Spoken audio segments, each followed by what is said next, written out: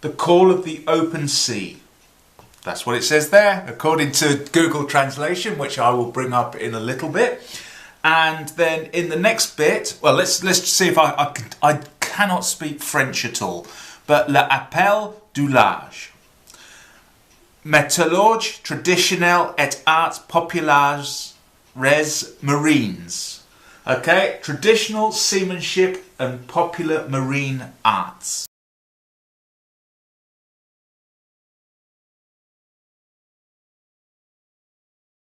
I do not speak a word of French. I do not understand it at all.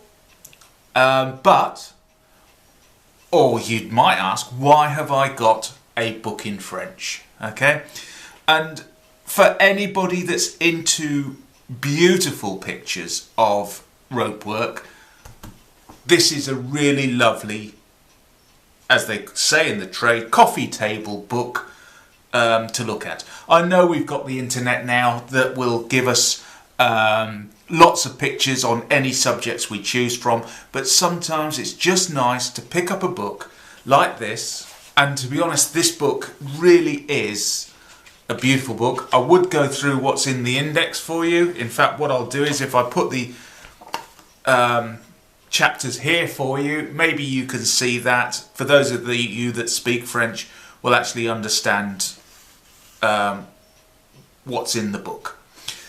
Okay, and then so as we go on through the book, it's got lovely drawings of a ship, for example there, very much in the maritime tradition. This obviously because of the title. But the other wonderful thing about this book is that every single piece of rope work that is pictured is an actual picture. For example, here's a sailor's whisk done with a Matthew Walker knot, a soft shackle here done with a star knot and spliced down there.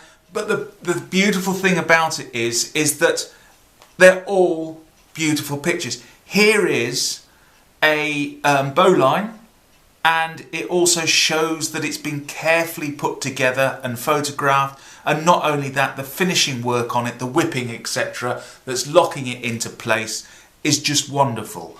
So it's a great book for inspiration and presenting your ideas or anything that when you want to make something, it will give you some wonderful ideas on different things that you can make and how to present them more beautiful, give them a beautiful artistic end to them. And also here, just simple pictures here like coils of rope. Obviously the best sorts of coils of rope have been put into a studio and photographed, and they look beautiful. And then as we go on further through the book, there's obviously a section on how to make rope. And so it's probably, if you can understand French, it's a wonderful book to read as well. But personally, I like it because as a book, it's just presented so beautifully. Even these blocks and tackles here are beautiful. They're well polished.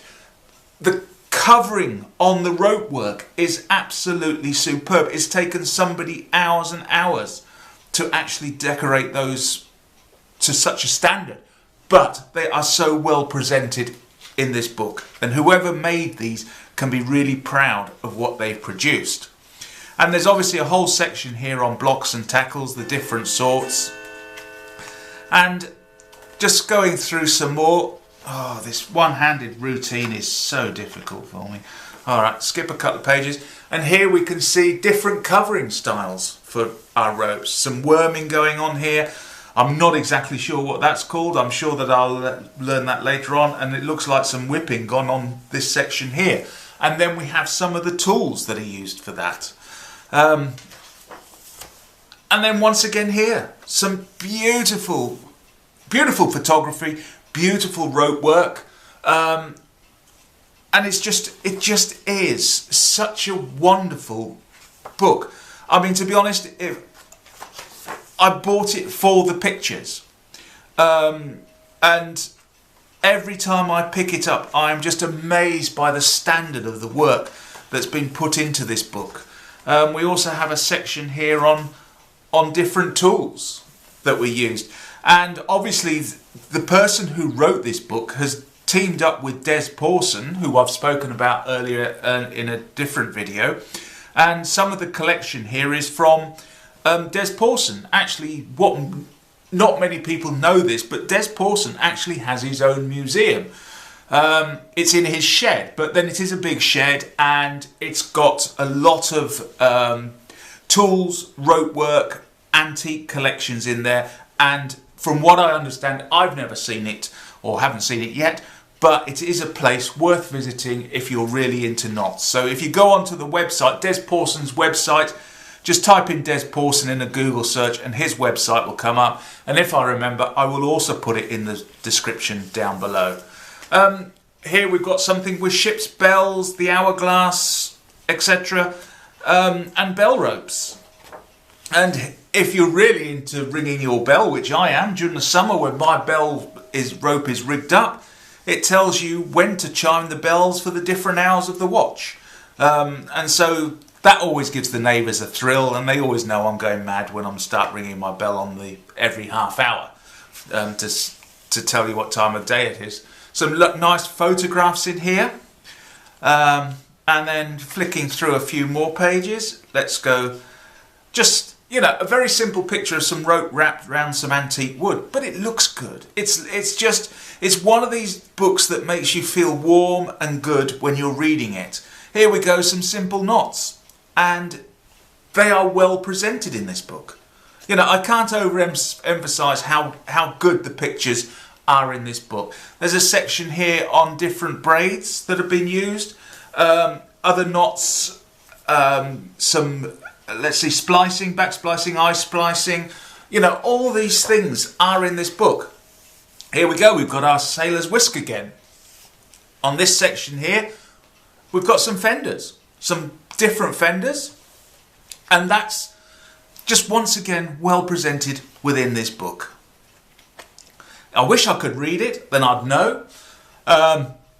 Once again, some different plates. It gives you ideas. Things that you can make. If someone else has made it, you really can have a go and make it yourself. You know, it's just full of inspirational ideas.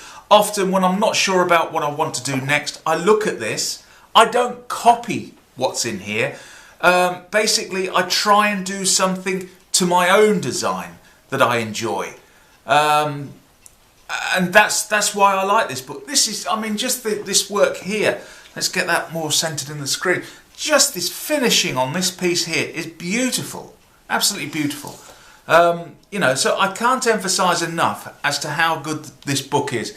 Here we have, looks like a whole section here on ditty bags. I looked at this, I made my ditty bag in a similar style, but put my own touches to it, so that it was my ditty bag, nobody else's ditty bag.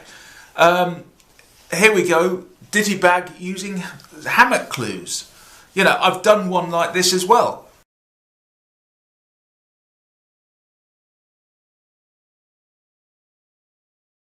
That I've produced, and it is wonderful, you know, absolutely wonderful. And so another ditty bag here, obviously done by a sailor with his ship on.